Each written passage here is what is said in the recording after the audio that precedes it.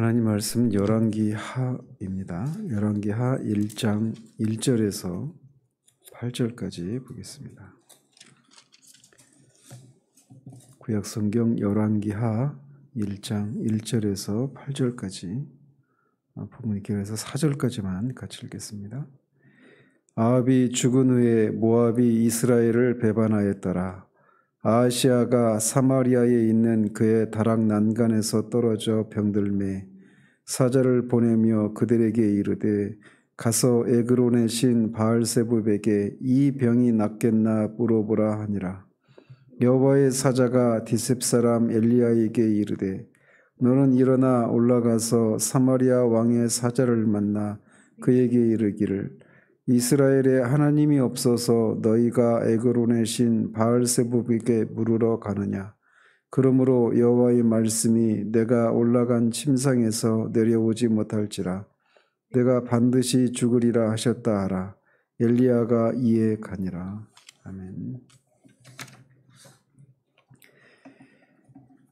우리가 열왕기 상에 이어서 열왕기 하를 계속 살피게 되는데 열왕기 상에서도 잠깐 서론인 부분에서 말씀을 드렸는데 잠시 기억을 상기하기 위해서 열왕기서를 기록한 이 목적을 다시 좀 살펴보려고 합니다.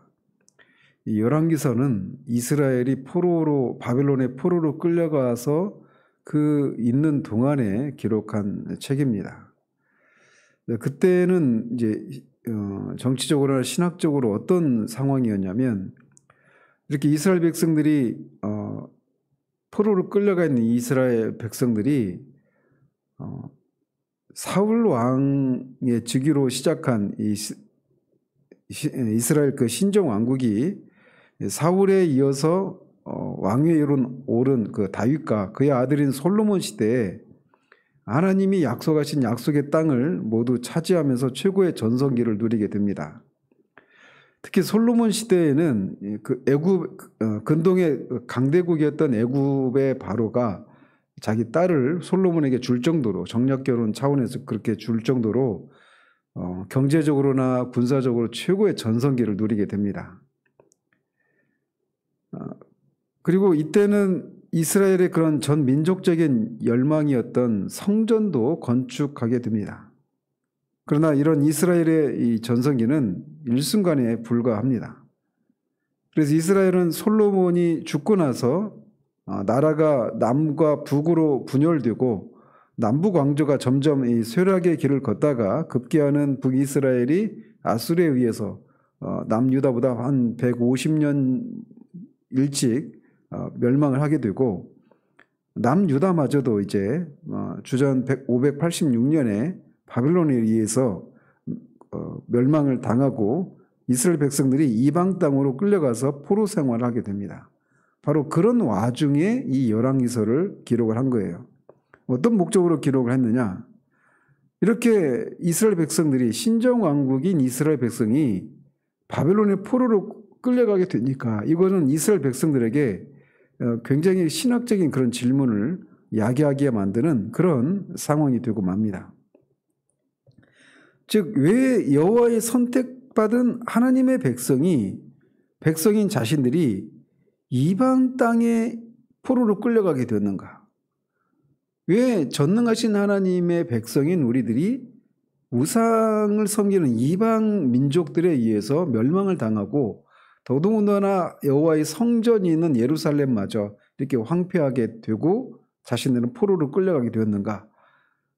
이런 질문을 통해서 이들에게는 신학적인 의문이 생기게 된 겁니다. 과연 하나님은 살아계신가? 하나님은 정말 전능하신 하나님이신가? 하나님은 과연 언약에 신실하신 하나님이라고 할 수가 있는가? 자신들은 과연 하나님의 백성들인가? 라고 하는 그런 의문이 생길 수밖에 없게 되었던 겁니다. 이렇게 하나님에 대한 신앙과 자기 자신에 대한 이 정체성에 대한 회의를 갖게 만든 그 상황 가운데 답을 주기 위해서 열왕기서 저자가 이 열왕기서를 기록하게 된 겁니다. 그러면서 열왕기서 기자가 그들이 던진 그런 질문에 대한 답으로 제시한 이스라엘 민족의 이 몰락의 원인이 뭐냐라고 할 때 한마디로 지난날 이스라엘 백성들의 조상들이 역사의 주권자이신 하나님을 떠나서 타락한 데 있다라고 하는 이 답을 제시해 줍니다. 그래서 저자는 이 사실을 강조하기 위해서 왕정시대의 역사를 기록을 하는데 특별히 이 신정왕국의 대리 통치자로서 택한 백성 이스라엘의 대표자였던 여러 왕들의 행적, 그래서 열왕기 이렇게 말하는 거죠. 그 여러 왕들의 행적, 즉 다윗의 사후 솔로몬의 행적으로부터 시작해서 분열왕국 시대 여러 왕들의 행적을 선지자적인 관점에서 비판적으로 기록을 하고 있는 겁니다. 그러면서 그 열왕들의 행적 사이사이에 이스라엘 백성들과 왕들의 죄악을 책망하고 회개를 선포한 엘리야나 엘리사와 같은 그런 하나님의 선지자들의 사역도 기록을 하고 있습니다. 특히 이 열왕기 저자는 이 왕들의 남북 왕조의 여러 왕들의 행적을 기록하면서 간혹 아사나 여호사밧이나 히스기야나 또 요시아나 이런 요시아와 같은 그런 선한 왕들의 행적도 기록을 하고는 있지만 대체적인 논조는 남북 왕들의 악한 행적을 보다 강조하고 있습니다. 이것을 통해서 이스라엘이 멸망하게 된 것이 이스라엘 백성들이 가지고 있는 그런 의문처럼 하나님이 참 신이 아니어서도 아니고 하나님이 언약에 신실하지 않으신 분이어서 이들이 멸망을 당하고 포로로 끌려간 것이 아니다. 이 몰락의 원인이 이스라엘 백성들의 죄악 때문이다라고 하는 것을 강조하고 있는 겁니다. 그러면서 이 열왕기서 저자는 이스라엘 백성들의 패망의 원인이 무엇인가를 밝히는 것이 최종적인 목적이 아니었습니다. 그래서 그들이 이렇게 자신들의 죄악을 인해서 이렇게 멸망을 당하고 포로로 끌려가 있는 그런 아무런 상황 가운데 있지만 그럼에도 불구하고 그들이 자신들의 죄를 회개하고 돌이켜서 다시 여호와 하나님을 섬기기만 하면 하나님이 그들을 다시 회복시켜 주실 것을 강조하기 위해서 이것을 기록하고 있는 겁니다. 특별히 말씀드렸던 것처럼 이 열왕기서가 아직도 그들이 포로 생활 가운데 있는 상황 가운데 이 기록을 통해서 이들이 자신들의 죄를 회개하고 돌이키면 그들이 하나님의 심판을 받아서 비록 포로 생활을 하고 있지만 하나님께서 다시 그들을 회복시켜 주실 것이다. 이것을 강조하기 위해서 이 책을 썼다라고 하는 것은 이들이 이 열왕기서 저자가 얼마나 하나님을 향한 그런 믿음을 가지고 있는가라고 하는 것을 단적으로 보여주고 있는 것입니다. 또 궁극적으로 하나님께서 이들을 회복시키실 것이다라고 하는 것은 것에 대한 이 믿음이 열왕기서 저자에게 있었던 것은 이들이 다윗과 맺은 하나님의 언약, 이 언약에 하나님이 정말 신실하신 분이시다라고 하는 이 믿음에서 근거한 것입니다. 그래서 열왕기하가 맨 마지막 장에 이렇게 포로로 끌려갔던 이스라엘의 왕인 여호야긴 왕이 비록 포로지에서이지만 이 포로로 끌려온 다른 나라들의 왕들과 달리 이 바벨론 왕에 의해서 그들의 이 여호야긴의 이 왕의 지위가 회복되는 것으로 이 열왕기하가 끝나는 것을 통해 하나님이 다윗과 맺은 그 언약을 잊지 않고 계시다라고 하는 것을 보여주면서 열왕기사가 끝맺고 있는 것을 통해서도 열왕기서 저자의 이 의도를 우리가 충분히 이해할 수가 있습니다. 자, 이런 맥락 속에서 열왕기상은 솔로몬 시대로부터 이스라엘이 남북으로 분열된 이후에 남유다의 경우에는 제4대 왕인 여호사밧 왕까지, 그리고 북이스라엘의 경우에는 8대 왕인 아하시야 왕의 통치 중반기까지의 대략 120년 동안의 역사를 다루고 있었습니다. 그리고 이제 오늘부터 살펴보게 될 이 열왕기 하는 이 3권에 이어서 남북 이스라엘 왕들의 통치 기사를 중심으로 이스라엘 역사를 다룹니다. 그러면서 남유다가 멸망할 때까지 대략 260년간의 역사를 다루고 있어요. 그래서 북이스라엘의 경우에는 8대 왕인 아하시아 왕의 통치 후반부터 북이스라엘이 멸망할 때의 왕인 19대 호세아 때까지 다루고 있습니다. 그리고 남유다의 경우에는 5대 왕인 여호람 왕 때부터 남유다가 멸망할 때인 20대 왕 시드기야 때까지의 역사를 다루고 있습니다. 그래서 다시 좁혀서 열왕기하를 크게 세 부분으로 나눌 수가 있습니다. 1장에서 13장, 14장에서 17장, 18장에서 마지막 25장까지 이렇게 세 부분으로 나눌 수가 있는데, 그중에 첫 번째 단락인 일부인 1장에서 13장까지에서는 선지자 엘리사의 사역을 중심으로 한 분열왕국 시대의 중반기의 역사를 다룹니다. 그리고 이 일부는 다시 1장에서 13장은 다시 세 부분으로 나눌 수가 있는데, 1장에서 8장까지가 첫 번째 부분으로 엘리사의 초기 주요 사역과 남북의 네 왕들의 통치에 대해서 다룹니다. 그리고 14장에서 17장까지는 남북 분열왕국 공존 시대의 후반기 역사를 다룹니다. 그리고 여기서 특별히 이제 남북의 11명의 왕의 통치와 북이스라엘의 멸망 과정이 상세히 다뤄주고 있어요. 그리고 마지막 부분인 18장에서 25장까지에서는 남유다의 이 남은 이 시기에 여러 왕들의 통치와 남유다의 멸망 과정을 다루고 있습니다. 그래서 이제 오늘 제1부의 첫 장인 1장에서는 앞에 열왕기상 22장 53절이 이어지는 이런 내용으로서 북이스라엘의 8대 왕인 아하시아의 불신앙과 그에 대한 하나님의 심판에 대한 예고, 그리고 그에 따른 죽음을 다루고 있습니다. 자, 사건은 아합이 죽은 후에 모압이 이스라엘을 배반했을 때 일어나게 됩니다. 여기서 특이한 것은 이 배반했다라고 이렇게 번역된 이 단어는 원어를 보면 이 단어가 동사로 사용될 때는 범죄하다라고 하는 그런 뜻으로 사용됩니다. 그러니까 모압이 이스라엘을 배반했다 이렇게 했는데 모압이 이스라엘에게 범죄했다 이런 의미란 말이죠.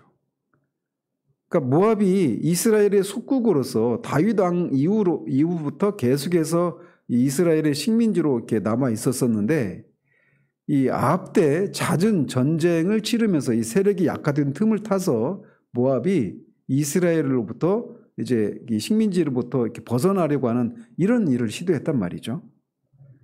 따라서 이게 열왕기 역사적인 측면에서 보면 이게 그냥 정치적인 사건, 외교적인 사건 이렇게 볼 수도 있는데, 굳이 열왕기서 저자가 이 모압이 이스라엘에서 벗어나려고 했던 이 일을 모압이 이스라엘에게 범죄했다 이런 의미로 이 단어를 사용하고 있다라는 것이죠. 이것은 이제 열왕기서 저자가 가지고 있는 신학적인 관점을 그대로 고스란히 보여주고 있는 그런 단어 선택이다 이렇게 볼 수가 있습니다. 이런 단어를 사용하는 것을 통해서 모압이 이스라엘을 배반하는 이 일은 이스라엘이 먼저 하나님을 배반한 결과다라고 하는 것을 강조하기 위해서 굳이 이 단어를 선택해서 사용을 하고 있는 것입니다. 그리고 이것은 열왕기서 저자의 역사관과도 일맥상통하는 것을 보여주고 있는 겁니다. 그래서 열왕기에서 우리가 상을 살펴봤던 것처럼 열왕기서 저자는 다른 일반 역사가들과 다른 관점으로 이 역사를 기록하고 있는 것을 우리가 이미 살펴본 바가 있지 않습니까?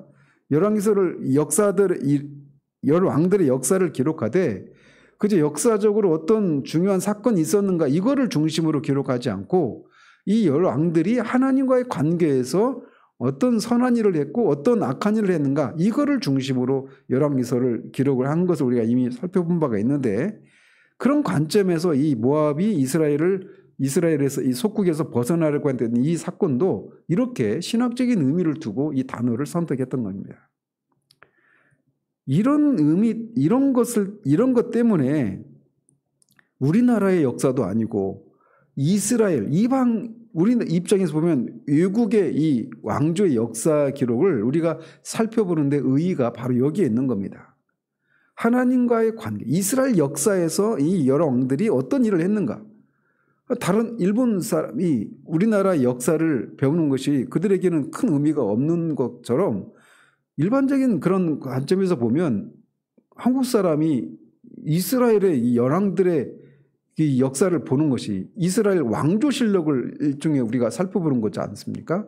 근데 이것을 살펴보는 것이 무슨 의미가 있느냐 이렇게 질문하는 사람들에게 이 열왕기서는 단순히 그냥 이스라엘의 왕조 실력에 불과한 것이 아니다.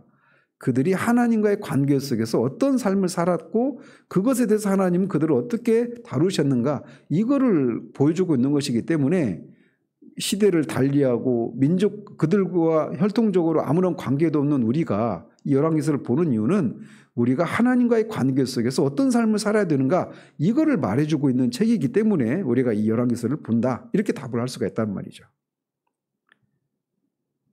자, 이렇게 모압이 이스라엘을 배반하는 사건이 일어나자 이 원문에 보면 그 사건이 일어나자마자 아하시아가 사마리아 궁에 있는 다락방의 난간에서 떨어져서 병이 들었다라고 기록을 하고 있습니다. 이것은 아하시아가 이 사고로 인해서 모압의 배신에 대해 아무런 대처를 할 수 없게 될 것을 암시하고 있습니다. 모압이 북이스라엘을 배신한 급박한 상황에서 군 통수권자인 왕에게 이런 사고가 발생했다라고 하는 사실은 이 북이스라엘이 점점 쇠퇴의 길로 접어들고 있음을 알리는 불길한 징조라고 할 수가 있습니다. 그런데 이렇게 다락에서 떨어진 북이스라엘의 아하시아 왕은 사자를 보내서 자신의 병이 나을지에 대한 여부를 여호와 하나님이 아닌 바알세붑에게 물으라고 그의 사신들을 보냅니다. 이것은 신정왕국의 왕으로서 뿐만 아니라 하나님의 언약 백성으로서도 도무지 해서는 안 되는 그런 행위였습니다. 여기서 묻는다라고 하는 이 단어는 하나님께 신탁을 묻는, 계시를 받는 이런 단어입니다. 즉 이 행동은 우상에게 계시를 받기 위해서 사자를 보낸 이런 의미가 있단 말이죠. 따라서 이것은 여호와 하나님 이외에 다른 신을 찾고 다른 신을 경배하는 제1계명을 어긴 그런 우상숭배의 죄에 해당이 됐던 겁니다. 따라서 이것은 전능하신 하나님을 무시하는 큰 죄였습니다.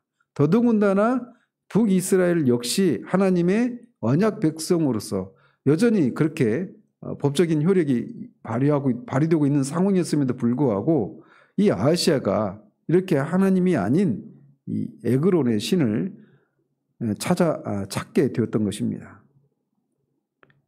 한편 이 아하시아가 의지하고자 했던 바알세붑은 문자적으로는 파리의 주, 날벌레의 주인 이런 뜻입니다. 그래서 이 날벌레인 파리의 형상으로 만들어진 우상이었습니다.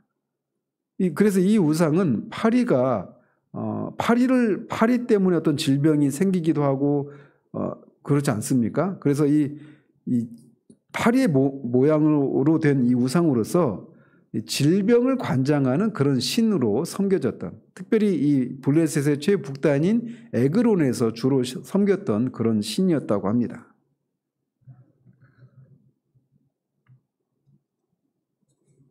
그러자 이런 일을 했을 때, 아하시아가 그의 사자를 에그론의 신에게 물으라고 보냈을 때 여호와의 사자가 디셉 사람 엘리야에게 이르렀습니다.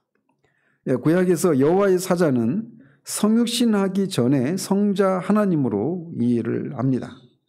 그래서 여호와의 사자가 디셉 사람 엘리야에게 이르렀는데 우리가 주목할 것은 여기서 엘리야 선지자가 아니라 디셉 사람 엘리야 이렇게 표현하고 있는 것입니다. 이 표현은 열왕기서에서 모두 6번에 걸쳐서 나오는데 이 표현이 나올 때마다 이제 하나님께서 아합 가문에게 어떤 저주의 예언을 할 때마다 이 표현이 등장을 합니다. 따라서 이 디셉 사람 엘리야에게 여호와의 사자가 나타났다라고 하는 것은 결국 이 아합 가문의 이 아합의 그 아들인 아하시아 왕에게 이제 저주를 선포하기 위해서 이렇게 엘리야에게 나타났다 이렇게 이해할 수가 있는 것이죠. 그리고 엘리야가 그렇게 여호와의 사자로부터 사자를 만나서 그가 이 아하시아 왕의 사자들에게 전할 메시지를 이렇게 전달받게 되는데 그가 전할 메시지는 이스라엘에 하나님이 없어서 에그론의 신 바알세불에 물으러 가느냐라고 하는 것이고 그 죄로 인해서 아하시아가 병에 들어 누운 침상에서 내려오지 못하고 반드시 죽을 것이다 라고 하는 것이었습니다. 그래서 3절에서는 아하시아 왕의 범죄를 소상히 밝히고 4절에서는 그에 따른 형벌을 선고하고 있는 것입니다. 이것을 통해서 아하시아가 죽게 되는 것이 그냥 그 우연한 사고에 의해서 그 병 때문에 죽은 것이 아니라 표면적으로는 그것 때문에 죽었지만 궁극적으로는 여호와 하나님을 버리고 거짓된 이방의 우상을 의지한 것에 대한 하나님의 심판의 결과라고 하는 것을 명백히 강조하고 있는 겁니다. 여호와의 사자로부터 이런 메시지를 전달받은 엘리야는 곧장 왕의 사자들을 만나러 갑니다. 그리고 여호와의 사자가 전하라고 하는 이 신탁을 그들에게 전합니다. 그리고 엘리야로부터 이 신탁을 들은 이 아하시아의 사자들은 다시 그 길로 왕에게로 돌아갔는데 아하시아 왕은 그들에게 어찌하여 돌아왔느냐라고 묻습니다. 이 질문을 통해서 알 수 있는 것은 이 사자들이 에그론으로 가서 바알세불에 묻지 않고 곧장 사마리아로 돌아갔음을 우리가 추측할 수가 있습니다. 아하시아의 사신들이 어찌하여 왕의 명령에 따라서 에그론에 가지 않고 곧바로 이렇게 돌아오게 되었는지 우리는 그 이유를 충분히 추측할 수가 있습니다. 아마도 이 사신들은 엘리야로부터 이런 예언을 듣고 매우 충격을 받았을 것입니다. 왜냐하면 이 엘리야는 당시 왕궁에 없었습니다. 뒤에 9절 이하에서 보면 엘리야는 산에 있었습니다. 그래서 사마리아 산에 가까운 사마리아와 가까운 어떤 산 위에 이렇게 기거하고 있었던 것으로 보여지는데 왕궁에 없었던 엘리야가 왕궁에서 일어난 일들을 소상히 알고 있었단 말이죠. 아하시아가 이 다락에서 떨어져서 중병에 걸렸다라고 하는 것도 알고 있었고 아하시아가 사신들을 보내서 에그론의 신에게 그 자신의 병이 나을지를 물으라고 보냈다라고 하는 것도 알고 있었던 겁니다. 그래서 여호와의 그 아하시아 왕의 이 사신들의 입장에서 보면 엘리야로부터 그런 얘기를 들었을 때 굉장히 두려워 떨 수밖에 없었던 것입니다. 그래서 이 엘리야를 통해서 받은 이 예언이 반드시 이루어질 것이다라는 이런 생각을 가지고 바로 왕에게로 돌아왔다는 것이죠. 그러자 아하시아는 사신들에게 그런 신탁을 전한 사람이 어떤 사람이었냐라고 묻자 그들이 대답하기를 그 사람은 털이 많고 허리에 가죽들을 띄었었다라고 답을 하자 아하시아는 그가 디셉 사람 엘리야라라고 그렇게 외칩니다. 한편 이 엘리야가 털이 많았다고 할 때 이 몸에 털이 많았다 이런 의미라기보다는 그렇게도 해석할 수 있겠지만 이 엘리야가 나중에 신약의 세례 요한의 예표적인 그런 인물이지 않습니까? 그래서 이 신약에 보면 세례 요한이 약대 털옷을 입었다 이렇게 말을 하고 있어요. 광야에서. 그래서 아마 짐승의 털옷을 입었기 때문에 이렇게 표현한 것이다 이렇게 보는 것이 합리적으로 보여집니다. 그리고 대부분 이 허리띠를 천으로 된 것을 이렇게 사용했던 그런 당시의 풍습과는 달리 엘리야가 가죽으로 허리띠를 띄었다라고 하는 것을 통해 그의 복장을 통해 엘리야가 다른 사람과 구별되는 그런 복장을 하고 있었던 것으로 보여집니다. 어쨌든 아하시아는 이 예언의 이런 신탁을 전달한 이 주인공이 엘리야라고 하는 사실을 깨닫고 매우 당황했을 것이 분명합니다. 왜냐하면 아하시아도 엘리야가 우리가 열왕기상에서 활동했던 아하시아의 아버지인 아합 왕 때 엘리야가 어떻게 활동을 했는지를 아하시아도 분명히 들었을 거란 말이죠. 갈멜산의 전투나 이 3년 반 동안의 기근이나 그리고 자신의 아버지 아합에게 나봇의 포도원 사건 때문에 그가 죽을 것이다라고 하는 심판을 했었고, 그리고 비참하게 죽을 것이라고 예언했었는데 실제로 그렇게 비참하게 죽게 되는 이런 일들도 전해 들었고 또는 목격을 했단 말이죠. 아하시아도. 그런데 바로 그 엘리야가 자신에 대해서 네가 반드시 죽을 것이다 이런 얘기를 들었을 때 아하시아는 굉장히 두려워 떨었을 것입니다.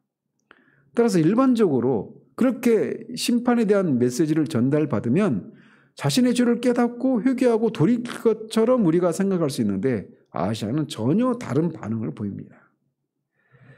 이런 것을 통해서 우리에게 교훈하고 있는 것은 인간을 지배하는 죄악은 너무나 심각하고 끈질기기 때문에 일단 발을 들여놓은 자는 거기서 절대로 빠져나올 수가 없다는 것입니다. 이번 주 오전에도 말씀드린 것처럼 죄가 사망 안에서 왕노릇했다라고 한 이 표현처럼 죄인의 문제는 어떤 몇 가지 죄를 짓는 것이 문제가 아니라 죄의 지배를 받고 있다는 것입니다. 그래서 거기서 벗어날 수가 없어요. 그래서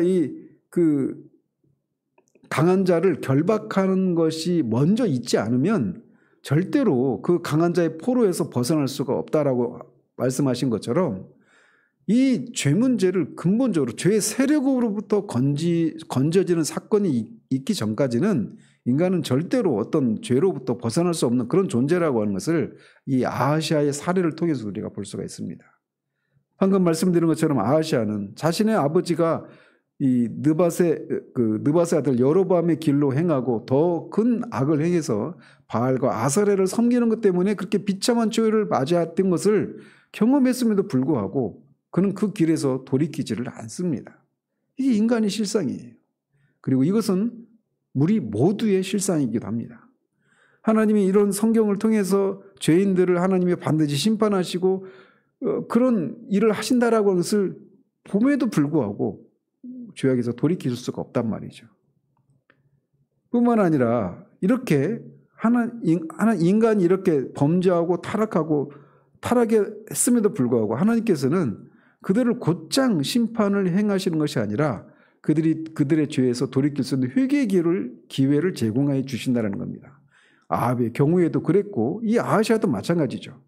그래서 모압이 배반을 하는 사건이나 아하시아가 타락에서 떨어지는 이런 사건이나 이런 것들은 아하시아가 자신을 돌아보고 내가 이 하나님과 관계 속에서 무엇인가 내가 잘못을 한 것은 아닌가라고 하는 것을 돌아볼 수 있는 그런 기회로 그에게 허락된 그런 사건이었단 말이죠. 그럼에도 불구하고 이렇게 영적인 무지에 빠진 이 죄인은 하나님께서 베푸시는 은혜의 기회를 내가 부여받았구나 이렇게 깨닫기는커녕 오히려 그것을 또 다른 죄악을 행하는 그런 기회로 삼고 만다라는 것입니다. 즉 아하시아는 모압의 반역과 자신의 중병을 에그론의 신 바알세북의 신탁을 구하는 그런 또 다른 죄를 저지르는 그런 기회로 삼고 만 거예요. 이게 인간의 비극입니다. 죄인은 절대로 그 상태에서 벗어날 수가 없어요. 그렇기 때문에 이런 죄악을 행하는 자에게 임할 것은 하나님의 심판 이외에는 없는 것입니다. 바로 아하시아가 그래서 그런 심판을 예언받게 된 것이에요. 그런데 이게 전부가 아니라는 것입니다. 바로 그런 우리를 위해서 은혜가 이 세상에 임한 겁니다. 사망의 권세보다 더 큰 은혜가 그것을 덮고도 남는 그 은혜가 임했기에 그런 죄인들 중에 얼마인 우리가 구원을 받고 생명을 은혜 안에서 생명을 누리고 왕노릇하는 그런 은혜를 받아 누리게 되었던 것입니다. 이런 인간의 절망적인 모습을 보면서 그렇지 않은 우리가 된 것이 절대적으로 하나님의 은혜였음을 이 아침에 다시금 기억하고 은혜를 받은 자의 합당한 삶을 살아가는 그런 우리들 되기를 우리 주님으로 축원드립니다. 기도하겠습니다. 하나님 아버지, 아하시아가 자신의 부모가 어떻게 죄악을 행한 것 때문에 엘리야 선지자의 그런 신탁을 통해서 심판을 예고받고 그 심판을 따라 이미 죽었다라고 하는 것을 보았음에도 불구하고 그가 그런 죄악에서 돌이키기는커녕 또 다른 신 에그론의 바알세붑에게 자신이 처한 그 상황이 답을 얻기 위해서 그렇게 우상을 또 섬기는 이런 모습을 보게 됩니다. 이런 인간의 절망적인 상황들을 통해서 우리가 정말 하나님 앞에 고백할 수밖에 없는 것은 우리가 하나님 앞에 아무런 소망이 없는 죄인임을 고백하지 않을 수가 없나이다. 그런 우리에게 이 새벽에도 주님 앞에 나와 말씀을 듣고 찬양하며 기도할 수 있는 구원받은 사람이 될 수 있었던 것이 이들과 다른 우리이기 때문이 아니라 오직 하나님의 은혜로 우리가 우리 되었음을 이 아침에도 주님 앞에 고백을 드리며 그런 은혜를 베푸신 하나님께 감사를 드립니다. 이 아침에도 하나님 우리에게 그런 은혜를 베푸신 그 은혜를 우리가 기억하며 그 은혜에 부합한 삶을 살아가는 우리들 될 수 있도록 도우시기를 원하옵고 우리 주 예수 그리스도 이름으로 기도합니다. 아멘.